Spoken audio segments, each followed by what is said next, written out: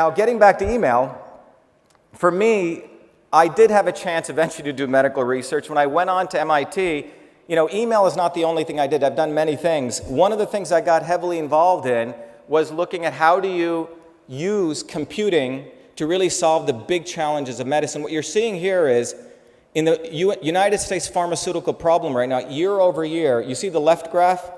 We spend more and more on R&D. And you would think the more R&D you spend in innovation, you should get more results. But what you're seeing is less and less new drugs. So that's a problem I took on. In 2003, when I came back to MIT to do my PhD, this phenomenon was going on. And you can look at this graph very closely. You'll see that when the Human Genome Project started, the theory was that what made you and I different than a worm or a butterfly was the number of genes.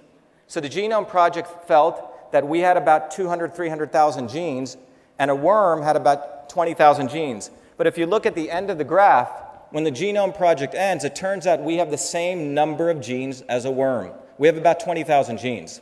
So the entire area of biology recognized that you cannot consider the human being just as genes. The genes do not give rise immediately to disease. There could be other factors. Thoughts, maybe meditation can help, maybe food, etc. And this gave rise to systems biology. So when I came to MIT, one of the challenges was, could you create a mathematical model of the whole human cell? Could you create an infrastructure to do that? And to me, this was interesting.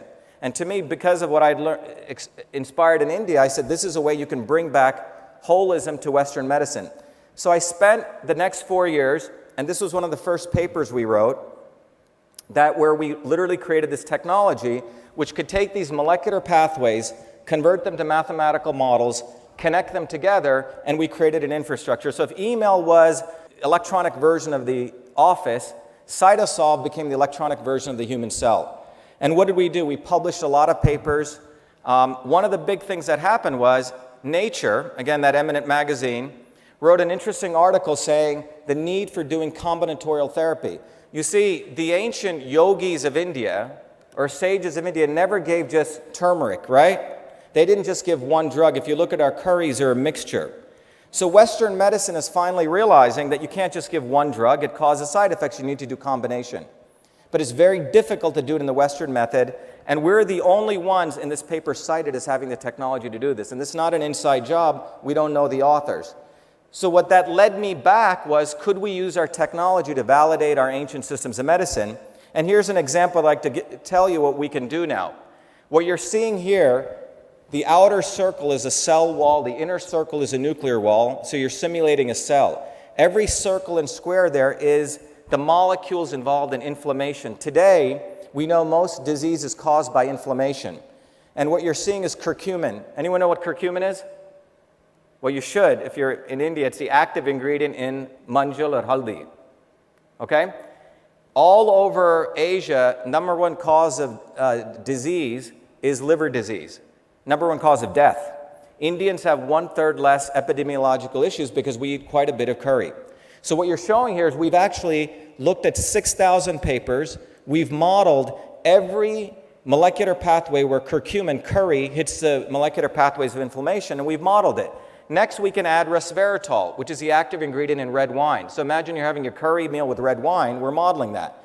Now what we can do is we can literally, so on the right column, just look at where it says 0.15, the first row. We're modeling inflammation. So if you have 0.15, you have inflammation in your body. The next line is where we just give curcumin, and you see the inflammation drops from 0.15 to 0.05. In the next thing, we just give resveratrol. It drops from, we give 5 units, that drops to 0.06. But look what happens when you give curry and resveratrol together. This is called combination. And you see you get a 300% drop. This is what the ancient yogis of India knew. They knew you shouldn't take one drug. You should take a combination because they have a modulating effect. And that's the kind of stuff we're able to do. The more interesting thing that happened, and I'll wrap this up shortly, is that we started using this and we actually modeled pancreatic cancer. And I'm happy to tell you that we actually discovered a 2-combination drug that does better than the modern drug, and we got FDA allowance to go to clinical trials without killing an animal. So and by the way, this is our company called CytoSolve. And one of the areas that we're using cytosol, everyone heard of GMO? Genetically modified organisms? Well, last year I saw this on the front page of MIT, which said, buy fresh, buy GMO. Right? MIT. It's not a question mark. This is saying that everyone in the world should adopt GMOs, particularly countries that need food. So I was a little bit shocked at this, and I found out that there's this pro and anti-GMO debate. And in fact, there's articles like this out there, people dancing around a beautiful GMO corn. But there's also the other side, which says GMOs could be a menace. And I wanted to use science to find out, was there a middle ground? And the question is, what's the difference between a non-GMO and GMO? And what we did was, or what's the difference between David Banner and the Hulk? Right? Now, what happens is that in 1976, President Ford, if you had a medical device, and it took many years to get this through the FDA, the issue was, you made a small modification, could you get this through the FDA faster? So Ford in 1976 put this law in place, which let you say if it was substantially equivalent, right? If it had certain features. So what happened was, people used that same law. Michael Taylor, who Obama appointed to be the head of Food Administration, Deputy Commissioner, by the way, former head of science policy at Monsanto, gets appointed to become the lawmaker for the US government. And so he uses substantial equivalence, and this is the law, and if you read the law, it says that as long as the characteristics are the same. So what characteristics were they using? Touch, smell, taste, and does it have the same nutritional composition? So all these things were being allowed. So the key was the criteria. So what we did was we used cytosol, we analyzed 11,000 papers, and we looked at soybean, GMO soybean. When they do the genetic insertion, and we looked across 6,000 experiments, across 184 institutions in 23 countries. This is what we discovered. We discovered formaldehyde and glutathione. Formaldehyde is a toxin, glutathione is an antioxidant. We found out in GMOs, formaldehyde accumulates. By the way, this paper just came out 7 days ago. So we're noticing a substantial difference. On the left side, you see a non-GMO. All plants create formaldehyde, but it's detoxified. In the GMO, formaldehyde accumulates. Then what you're noticing is, in the GMO, glutathione is used up, and in the non-GMO, it's stable. The bottom line is, we're noticing a significant difference, and this has not come out because Monsanto, frankly, controls the entire discussion right now. So there is a big difference. Formaldehyde is different, and glutathione is different. Obama just put this out, calling for the need for transparency on this discussion. We'll see what's happening. So we've said, let's use this technology to actually help understand what is substantial equivalence.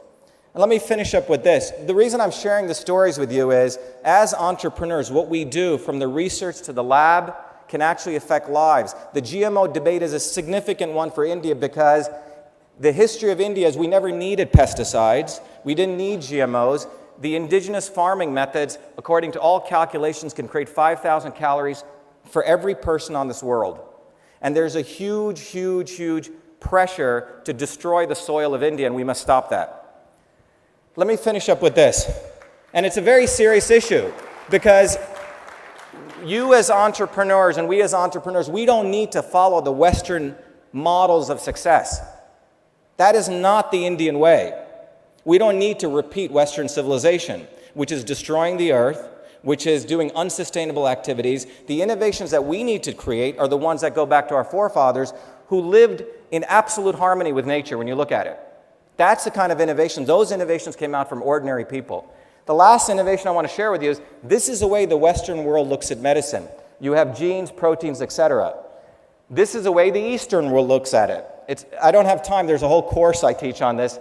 But we have our own language, right? Purusha, Prakriti, Vata, Pitta, Kapha. The Western scientist doesn't understand these. They think these are just some snake oil. Well, I spent a lot of time understanding this.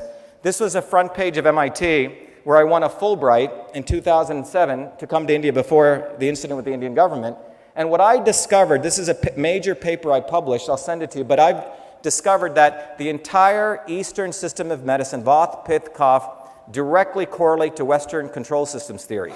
And this paper is called the Rosetta Stone of Indian medicine. It's out there, but you literally realize, for those of you who are engineers, input, output, they match one-to-one. Karma is not a religious term. Karma is action. I don't have enough time to discuss this, but the bottom line is we've made a breakthrough showing the ancient yogis and the language that they use matched one-to-one with Western control systems theory. So the yogis of India were looking at your body as a system, and they had a whole language. They weren't looking at it as molecules. So what we've done is we've taken that, we've actually created an app online where it asks you a set of questions and it helps you determine your system state, which is a red dot. It asks you another set of questions, and you could integrate other medical information. The black dot is your deviation. That's called your vikriti. So every body in this room has a certain red dot, and your deviation is from that. And based on that, the system does what my grandmother would do, okay? And it prescribes you different things that are right for you, and then it sends you an email every day. Anyway, the net of what I want to, and by the way, we made this into another company called Systems Health, which is an education company, and the app we just give away to everyone. We want to radically change Western medicine. I want to end on this. Everyone heard the term entrepreneur, right? Where does it come from? Well, most people will tell you it comes from French, 1852, entrepreneur. But there's another older term, antaprerana, okay? Which is 1,000 year BC, 3,000 years ago, and it actually means driven by insight.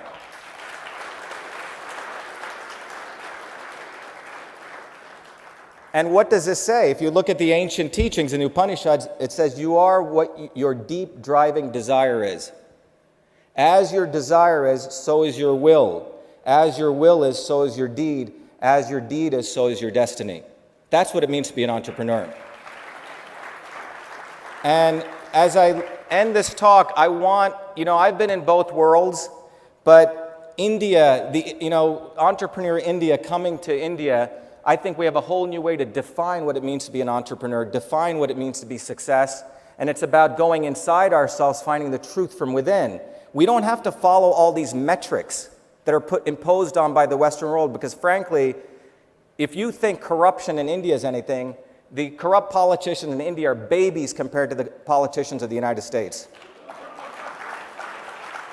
And we must not follow the Western model.